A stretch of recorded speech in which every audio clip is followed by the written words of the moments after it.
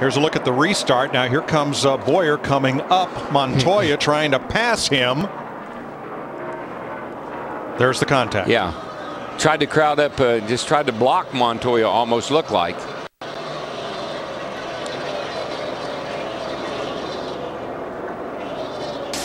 No caution. Well, Larry, you said at the top of the day to expect a lot of different strategies on these cautions. Well, I think this is a good tire. We don't have a lot of give up over the course of a long run. I think that's why we're seeing all these different strategies. Plus, also, you want to find out now what might work best for you for late in the race that you might want to pull on pit road. Second place, Kurt Busch, back to where he started the day against Jeff Gordon. Yeah, Jeff Gordon, the 24, got that good run on the high line, trying to take it back from Busch going down the back straightaway.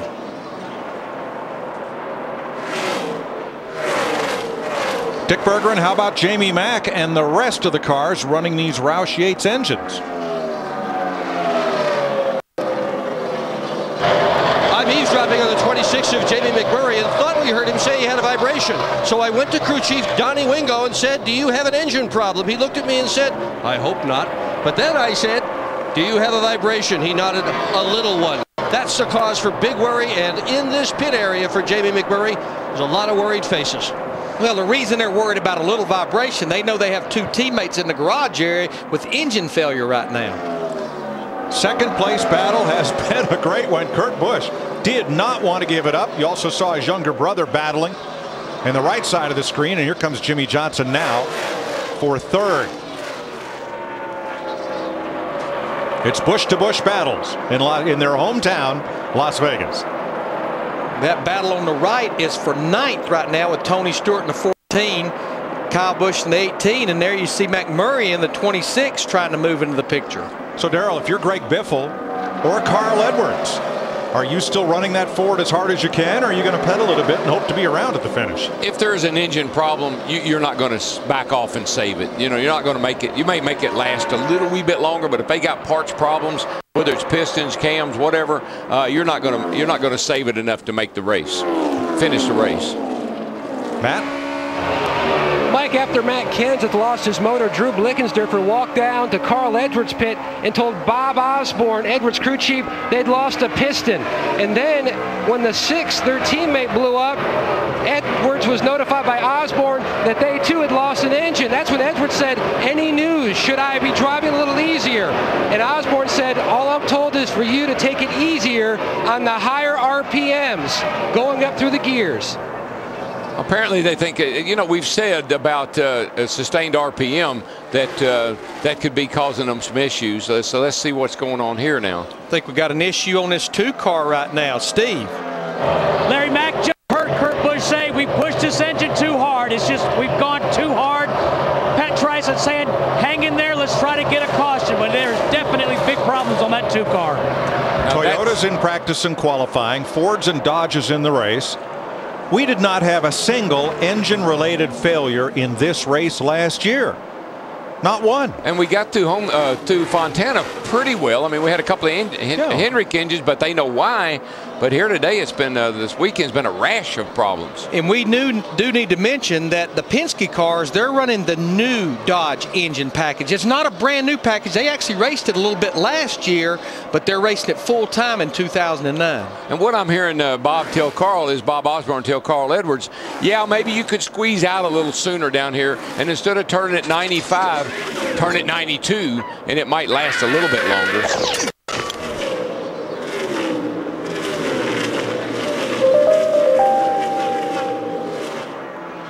We're at 110 laps next time by. That's 165 miles of 427. And Greg Biffle has a 2.5 second lead on Jeff Gordon. Now Jimmy Johnson about half a second behind his Hendrick teammate. And another Hendrick car, Mark Martin in 4th. Kevin Harvick, Kurt Busch, Tony Stewart, Jeff Burton, Jamie McMurray, and Sam Hornish. The top 10. Yeah, the only car that's really running in the same lap time as Biffle is Jimmy Johnson in a 48 car. They're matching lap times pretty well. So Jeff Gordon has slowed down quite a bit. Now, Larry Biffle's not been on pit road since lap 75. We're at 110 right now. Yeah, he can go probably to somewhere between lap 125 and 130. So he's still got a little bit of a cushion. And it's not the fact that he's been out there a lot longer than some of the other cars. This is a car I've been watching right here, Mike, though. Brian Vickers in the 83 car. He's one of the Toyotas that had the engine problem. Qualified 21st about mid-pack, but he had to go to the rear of the field, and he has made his way up to the 13th spot. When you look back last week, he had to do the same thing. He sat on the pole. They had the engine problem. He had to start last and made his way to finish in the top 10. The three top Toyotas in the race running in formation. 11th, 12th, and 13th. Rudeman 16th. Waltrip 19th.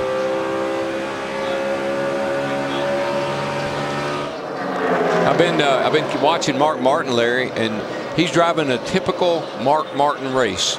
He's riding along in 4th place right now. Hadn't heard a lot out of him, but his car's sure good. And Dick, he led practice and thought he had a shot at the pole, missed it by a little bit. What's he saying about his car?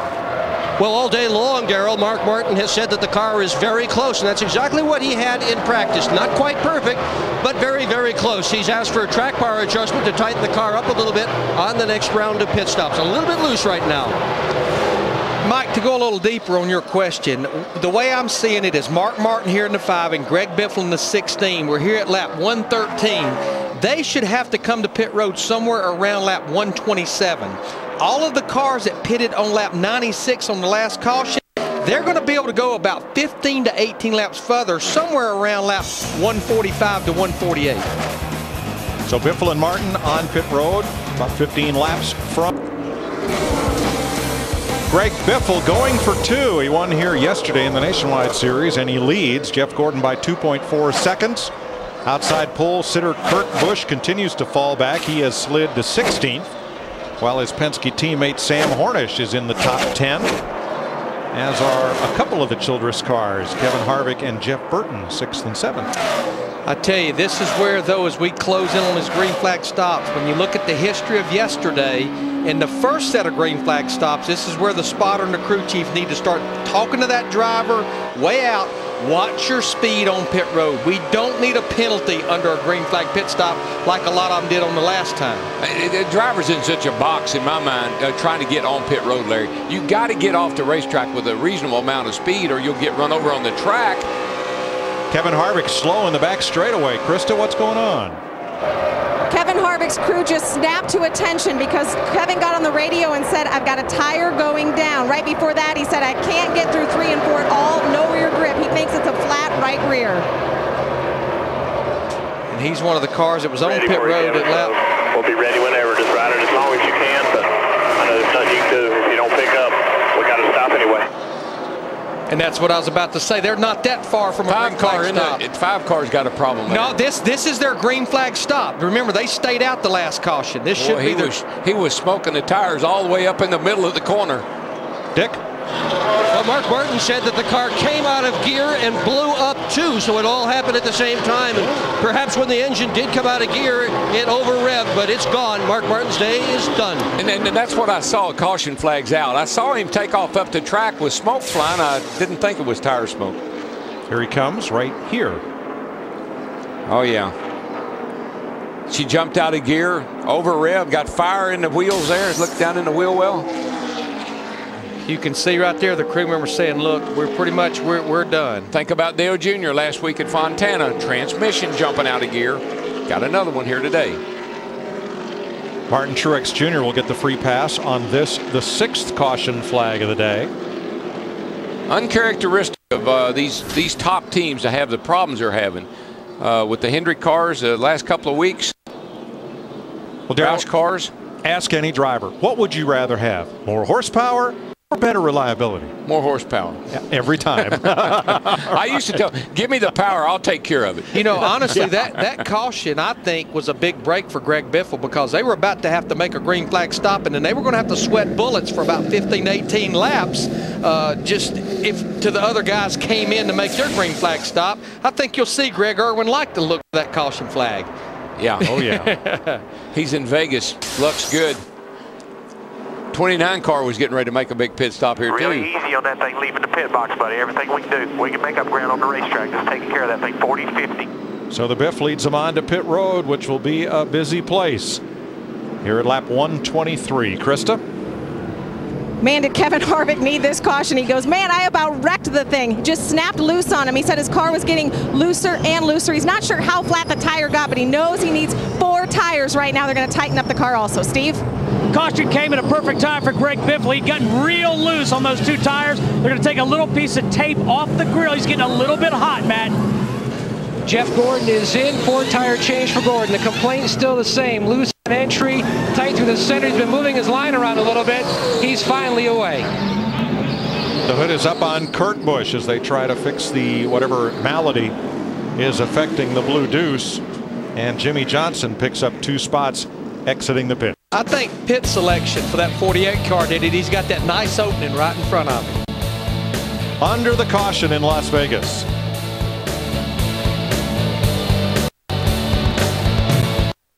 Racing on Fox is sponsored by Sprint. Get NASCAR Sprint Cup Mobile only from Sprint, only on the Now Network. Under caution at lap 126, Jimmy Johnson leading Jeff Gordon, Greg Biffle. Today's race a tribute to Carroll Shelby, and there's really 2 great aspects to his career. As a driver, Carroll Shelby started in MGs, worked up to Ferraris and Aston Martins, with which he won Le Mans in 1959 and raced in Formula One. But a heart ailment took him out of the cockpit, and a year later, that's when the real Shelby legend really began and continues to today. That is a Shelby GT500, the 2010 version, pacing the field. Cars are built right outside turn number 1 at the Shelby facility here in Las Vegas. Carroll and Bruton Smith have been friends for half a century and do a little business together. And we'll learn a little more about Shelby and his Cobras later in today's telecast. Right now, let's go down to Chris Myers for an AT&T race break. Thanks, Mike. 8 leaders, 10 different lead changes, and engines part of the issue. Of course, Jimmy Johnson led the first 50 laps. That set a track record. He's led the most so far. Matt Kenseth, forget going for 3 straight. The engine problem on lap 7, he was done. David Reagan on lap 74, another Roush Fenway Ford. Moments ago, Mark Martin for the 2nd straight week, and all of this before the halfway point. We saw Dodge moments ago as we welcome you inside the Hollywood Hotel. You're a big engine guy. What's going on here? I'm beginning to wonder right now, Chris. I mean, because I think Darrell kind of brought it and touched on it earlier. A lot of these parts and components come from the same manufacturers or same resources. So maybe this is what's happening. We got problem either with rods, possible problems with pistons, and maybe valve springs. But we're definitely sure of one thing. It is definitely epidemic across the board, because now it's Toyota, Ford, Chevrolet, and the latest casualty we're hearing right now, valve spring on the 2 car of Kurt Busch. Well, we saw the 2 Fords, so how does Greg Biffle lead 40-plus laps, and he's part of that Roush Fenway program as well? You hold your breath. That's all you can do. I think Darrell, again, and the guys talked about it, there's nothing you can do about it. You're committed. You might as well just go ahead and run it, run as hard as you can, lead as many laps as possible, and hopefully, you'll get by. Sometimes that's all it takes. Remember, we are in Las Vegas. Maybe you can get lucky. Well, I mean, the heat and temperature of the track here, the testing issues, the fact the reconfiguring of this track, it just seems like, and Darrell said on the pre-race show, there's still a lot of mystery that drivers have to figure out. Does that run deeper than just the driver? Well, it could be. Again, some of these things, engine combinations, we didn't get an opportunity to do testing. Everybody's trying to move up and try to develop more horsepower, but along the way, you got to give maybe a little bit of horsepower up for the longevity. You've got to finish these races if you expect to win, and especially if you want to score the most points you possibly can. Yeah, we also had drivers collecting pit road speeding penalties. We have yet to hit the halfway mark. From your AT&T phone, text the car number for the pit crew you think will be the fastest and most valuable in the race. Text it to 2258. The AT&T Fastest Pit Crew of the Year award delivered by AT&T, the nation's fastest 3G network. We're live in Las Vegas. Jimmy Johnson, the leading, and we're glad you're watching wherever you're watching, enjoying NASCAR on Fox.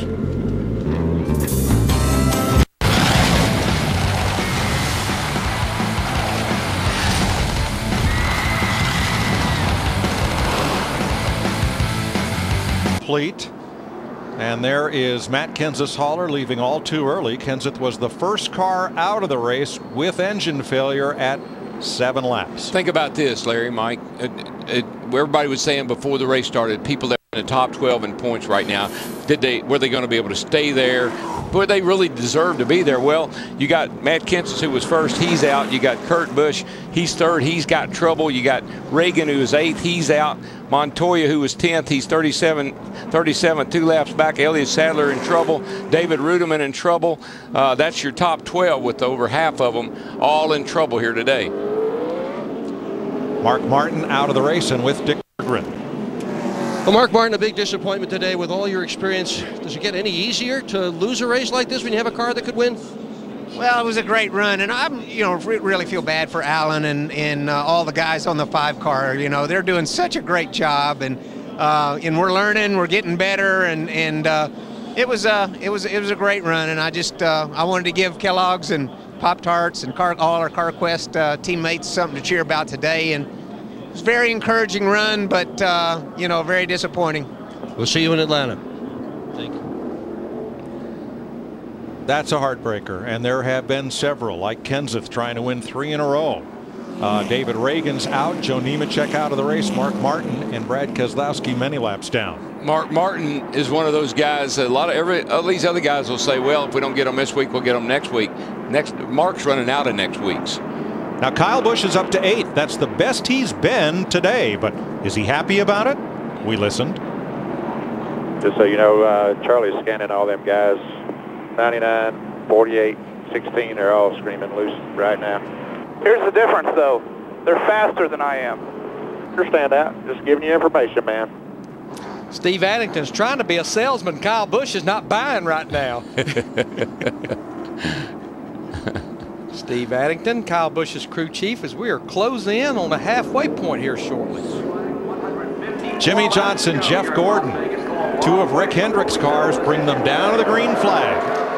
And let's make note how the 48 car was so good on pit road. We did get the report, Chad Canal, 2 right side tires only. This will be interesting because those left sides have 24 laps on them. Now, Larry, didn't most everybody else change 4 on this last stop? He's the only one, at least of our top 8 or 10 cars, that did not change 4 times. I think that 48 car realized, I think Chad Knaus realized that the guy out front seems to be the cat daddy. Boy, Kyle Busch just threaded the needle in that 18 car, squeezing between Scott Speed and Kevin Harvick. I don't know where he found room to get under Harvick. That's just routine for him. Matt? Mike, the other 2 complaints that he's had, the car has just been too free all day on entry. They've worked on that, but recently his complaint for the engine guys as well was the fact that the throttle has been hanging open at times, similar to how it was last year at Richmond. That's not something you want at a mile-and-a-half racetrack. No, that's hopefully he's got one of those straps that he can hook his toe in and pull the throttle back if it does hang. Hey, good run for Jeff Burton in the 31, the cat car there alongside Kyle Busch. Had a good qualifying run. Qualified 14th, took the green flag in 12th, and he's been hanging right up there in the top 10 to 15. And here's Matt. Mike, slow work in progress for Scott Miller and the 31 guys. Early on, Jeff Burton's biggest complaint, the car was just way too tight through the middle, which carried it to the exit of the corner. They worked on that. They've been slowly migrating back. His last complaint, the car just swung a little bit now back to the tight side, so they made an air pressure change. Burton, though, having a very solid day. Had a little close encounter. We're not too far from Area 51, and Regan Smith not too far from the wall. Watch his number 78 as he comes off turn 2. Coming off turn 2, headed down the Nellis straight away. Sam Hornish right behind him. It's a little bit.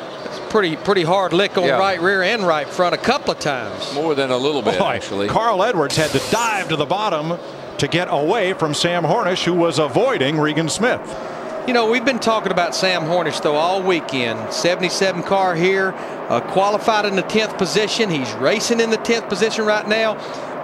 We just feel like, and we said this the other day, this is a telltale year for Sam Hornish. If he's going to make it in Sprint Cup, he's going to have a good solid year this year. Yeah, I think Roger's been more than patient with Sam, but it's time for Sam to show what he's learned and take advantage of it, because he's been around here a couple of years now.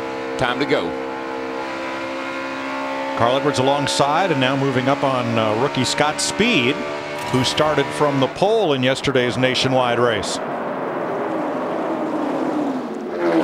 Contact between Paul Menard and Clint Boyer. 98 and 33, just a little casual contact, and now it's a sandwich. Yeah. Vickers inside, Logano outside. A little wiggle when she walks and a little giggle when she talks, but he kept on going. And here comes Bobby Labonte asking for a piece of this. All these cars are still on the lead lap.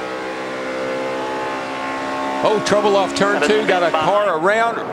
Reed Sorensen in the 43 car. Caution will fly. Contact. No contact. Gather it up and come on. That's a contact. We're done, guys. 7th yellow flag of the day. Where'd we hit it? Hard, right front. Probably got to go to garage. Got quite a bit more damage than it looks like. I mean, this car backed up in the fence pretty good.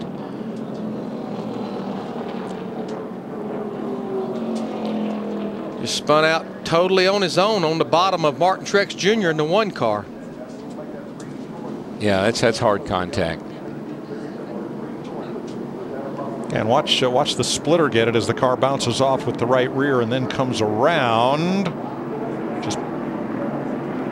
And we'll have a look from Casey Kane, who does a great job of getting by. I mean, look at this. Check up. You're all good. You're all good. That was close. Good work, bud. That was close. It was real close. Robbie Gordon gets the free pass. Lucky car number 7 on caution number 7.